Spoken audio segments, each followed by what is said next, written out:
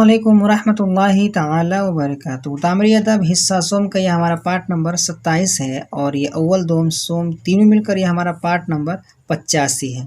यहाँ से आज हम पढ़ेंगे, यहाँ तक पढ़ लिए थे। चलिए वीडियो को शुरू करते हैं। बिस्मिल्लाहिर्रहमानिर्रहीम। मक्का के कुफ़ार हुजूर सल्लल्लाहु अलैहि वसल्लम का ये ऐलान सुनकर जल भुन उठे और उसी वक्त से हुजूर के सख्त दुश्मन बन गए और कमज़ोर मुसलमानों को रात दिन सताने में लग गए।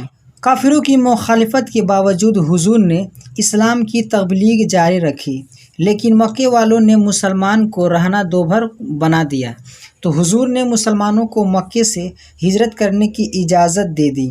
चुनांचे बहुत से मुसलमान मक्का छोड़कर मुल्क हब्श चले गए और कुछ लोग मदीना पहुँचे। मक्का में उस वक्त जो लोग सरदार और चौधरी माने जाते थे, उनकी धांधली का हाल ये था कि खुद तो वो इस्लाम कबूल करने पर किसी तरह तैयार ही न थे, लेकिन उसके साथ दूसरे लोगों को मुसलमान होने से बुरी तरह रोकते थे। इस हालत में वहाँ इस्लाम का पनपना और बढ़ना फैलना दुश्वार दिखाई दे रहा था। इसलिए हमारे सरकार प्यारे मुस्तफ़ा सल्लल्लाहु अलैहि वसल्लम मक्का से हिजरत फरमाकर मदीना तशरीफ़ ले गए। उस वक्त हमारे सरकार की उम्र शरीफ 53 साल की थी। हमारे सरकार जब मदीना पहुँचे तो मदीना वालों ने आंखें बिछा दी और उन्होंने बड़ी सच्चाई और इखलास के साथ हमारे सरकार का साथ दिया। हुजूर का मक्का छोड़कर मदीना चला जाना हिजरत कहलाता है। यह एक आम बात है कि इंसान को अपने वतन से, अपने घर बार से बहुत मोहब्बत रहा करती है, लेकिन हुजूर ने महज अल्लाह ताला के प्यारे दीन की खातिर अपने वतन को छोड़ दिया और मक्का से हिजरत कर गए। आज माह रबीउल अव्वल की 8 तारीख है और हिजरी सन 1391 है। ये जब लिख रहे हैं तब के बारे में बता रहे हैं। इसका मतलब ये है कि इस वक्त हमारे सरकार को मक्का से हिजरत किए हुए 1391 बरस हो रहे हैं। हुजूर का मक्का से हिजरत करना ये मुसलमानों के लिए एक बहुत बड़ा सबक है।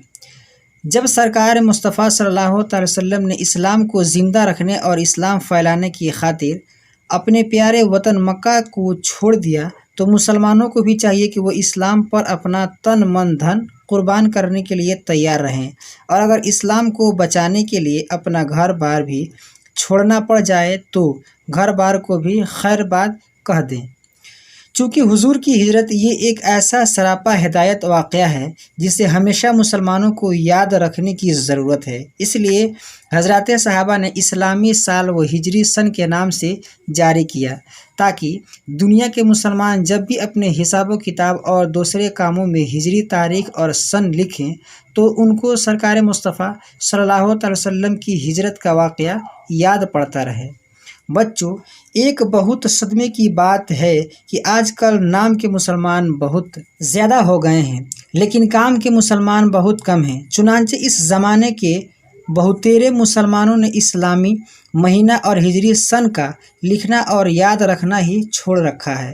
ये लोग अंग्रेज़ी महीने और साल तोतों की तरह खूब रटे रहते हैं, और जब तारीख़ और सन लिखने की ज़रूरत पेश आती है तो अंग्रेज़ी महीना और साल लिखा करते हैं, लेकिन इस्लामी साल और हिजरी सन को उन्हें याद ही नहीं, तो फिर लिखे क्या खाक। भला सोचो तो सही, जब आजकल के मुसलमानों को अपने कागज़ात, तहरीरों और रजिस्टरों में इस्लामी तारीख़ व सन लिखना गवारा नहीं, तो प्यारे इस्लाम की ज़िंदगी के लिए क्या कुछ कर सकते हैं। अज़ीज़ नौनिहालों, तुम्हें सख्त ताकीद की जाती है कि तुम अपने प्यारे दीन, अपने चहीते इस्लाम से हमेशा मोहब्बत रखना, और तुम अपनी तहरीरों में, अपने हिसाब किताब के रजिस्टरों में ज़रूर इस्लामी तारीख़ और सन लिखते रहना।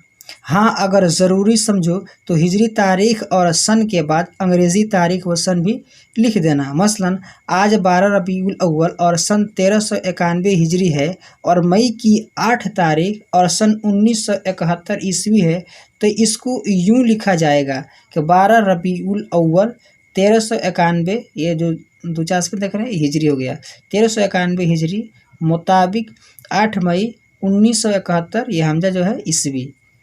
हिजरी साल लिखने का दस्तूर यह है कि सन का लफ्ज़ लंबा बनाकर उसके ऊपर गिनती लिखो और हिजरी की तरफ इशारा करने के लिए गिनती के बाद एक हा लिख दो और ईस्वी में एक हमज़ा लिख दो, बस वो ईस्वी हो जाएगा और हा से ये हिजरी हो जाएगा। अल्फाज ज़ैल के माने याद कर लो और अपनी कापियों में दर्ज कर लो।